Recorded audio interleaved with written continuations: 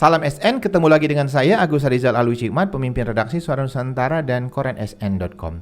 Dan pada episode ke-114, Senin 25 Juli 2022, kita edisinya Ulas Berita. Dan seperti biasanya Ulas Berita kita bersama redaktur pelaksana Dedi Suhendra. Assalamualaikum, Den. Waalaikumsalam, Kak. Sehat, Den, ya? Alhamdulillah. Dan tetap semangat, ya. Dan kita Ulas Berita hari ini, Den, ya, akan membahas lebih dalam lagi ya tentang dugaan korupsi program serasi tahun 2019 ya. Dan kebetulan berita ini kita turunkan di berita HL ya. Berita headline, Kak. Edisi Suara Nusantara ya, hari ini ya, hari Senin. Ini silakan tim kreatif bisa lihat. Oke, silakan Dedi ulas untuk berita HL hari ini. Silakan. Iya, Kak. Untuk headline hari ini kita angkat kondisikan lahan modus serasi tahun 2019, Kak, ya. Ya. Di mana keterangan ini menurut keterangan dari Asisten Bidang Tindak Pidana Khusus Kejati Sumsel Abdullah Nurdeni SHMH, Kak. Menurutnya dalam penyidikan dugaan kasus serasi tahun 2019 di Banyu Asin ini untuk modus yang baru disampaikan ke media hanya sebatas kondisikan lahan. Untuk modus lain beliau belum bisa mengungkapkan secara detail, Kak, ya.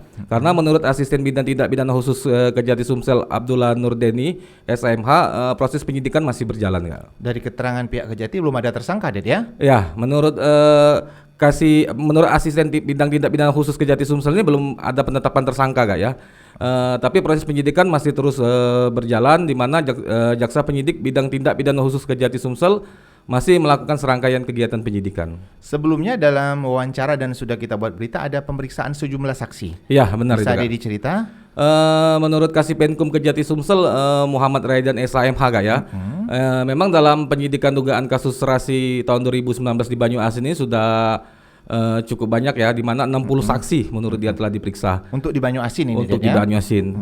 Di mana 60 saksi itu diantaranya saksi dari Ketua Gapoktan, Kak, ya. Dan juga kata Kasipenkum Kejati Sumsel ada juga saksi yang dari pihak provinsi dan kabupaten yang diperiksa. Ada alasan tertentu dari pihak Kejati memeriksa fokus untuk Banyu Asin dulu, Den? Ini dijelaskan oleh Kasipenkum usai waktu kita tindak lanjuti, Kak, ya. Ini pas ada juga pemberitaannya kan di sini. Oke, kita lihatkan dulu, Det, ya. Iya, Kak. Oke, untuk penonton Lesa SN ini ada berita ya. Iya. Silakan Dedi baca judulnya. Kejati Sumsel fokus di Banyu Asin. Subjudulnya 7 kabupaten masih didalami. Oke, silakan Dedi cerita lebih dalam. Menurut Kasipenkum Kejati Sumsel Muhammad Raidan SHMH, Kak, ya. Memang awalnya Kejati Sumsel melakukan penyelidikan di Banyu Asin hingga dinaikkan ke tahap penyidikan.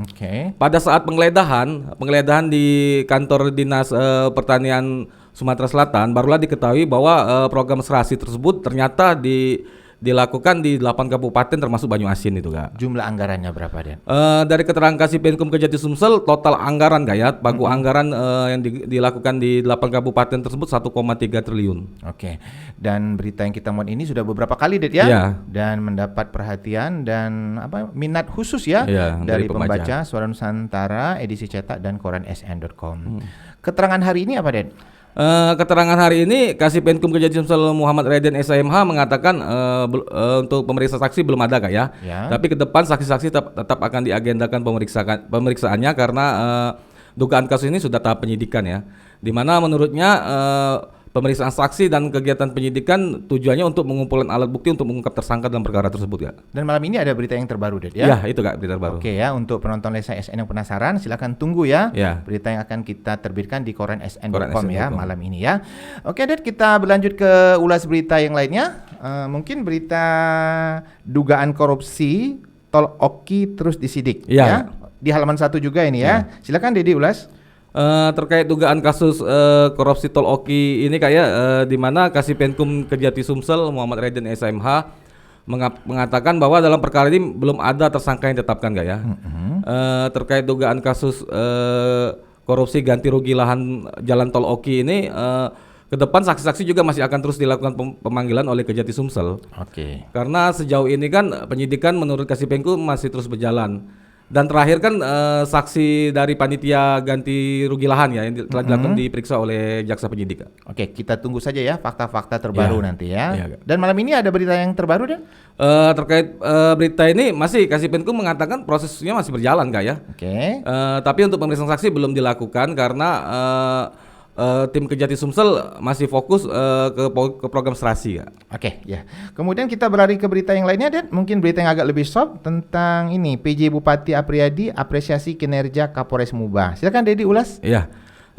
Ini dalam berita ini PJ Bupati Apriyadi menghadiri acara pisah sambut Kapolres Musi Banyu Asin Kak ya. Iya. Dalam kesempatan tersebut PJ Bupati Muba Apriyadi menyampaikan bahwa apresiasi atas kinerja dan dedikasi Kapolres Muba yang lama dan menyambut kedatangan Kapolres Muba yang baru Kak. Oke, salam untuk PJ Bupati Muba ya. Bapak Apriyadi, selamat bekerja, selamat beraktivitas. Dan di episode ulas berita ini kita juga menyampaikan salam untuk rekan-rekan Kominfo Kabupaten Muba ya. Di sana ada Bapak Lingga, kemudian Adinda Yetri dan rekan-rekan. Selamat bekerja dan beraktivitas. Kemudian silakan berita berikutnya, Ded. Mungkin ada berita giat dari Gubernur Sumsel. Iya, Kak. Terkait berita Gubernur Sumsel ini kita mengangkat judulnya Herman Deru letakkan batu pertama Masjid Al Amin, Kak ya. Oke, silakan tampak dalam foto ini Gubernur Herman Deru bersama Bupati Banyu Asin Haji Askolani. Keduanya melakukan peletakan batu pertama Masjid Al Amin yang dilakukan di Dusun 3 Desa Perajin, Kecamatan Banyu Asin, Kabupaten Banyu Asin. Oke, Ded, berita selanjutnya dari berita olahraga nih, Ded ya. Ada rekan saya Ahmad Afandi, tim dari Bosku Fitness Palembang raih juara 6 ya. Ahmad Afandi ini ikut di event Icon Starfit Muscle War tahun 2022. Selain Ahmad Afandi juga ikut Ojes atau Joneska di ajang yang sama. Selamat untuk Ahmad Afandi. Oke, Ded, ulas berita berikutnya kita akan bacakan berita-berita yang terbit di halaman 6 dan 7, Ded ya. Dan untuk halaman 6 ini biar saya yang bacakan, Ded ya. Ini halaman 6, tim kreatif bisa lihat. Oke, rubrik di halaman 6 ini berjudul Muba Sinergi, Muba Terus Berkarya. Di berita HL ini diambil judul 24 titik drainase di Jalan Merdeka Mampet. Kemudian ini adalah giat dari penjabat Bupati Muba saat meninjau langsung drainase di sepanjang Jalan Merdeka LK7 Sekayu saat goes. Kemudian ada satu lagi berita, Gambo Muba Sabet Best Design Fashion. Untuk halaman 7 silakan Dedi. Untuk halaman 7 ini ya. Di mana halaman 7 ini merupakan rubrik terkait pemberitaan di Ogan Ilir, Oku Timur, Oku Selatan, Mubah, Banyu Asin, dan Muratara. Oke, silakan Dedi.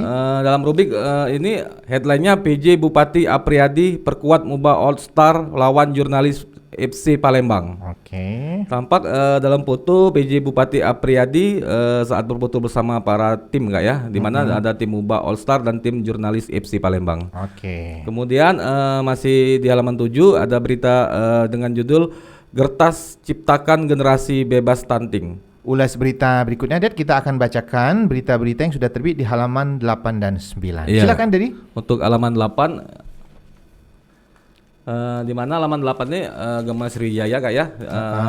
Terkait pemberitaan di Pagar Alam, 4 Lawang, Pali, Lubuk Linggau, dan Murah.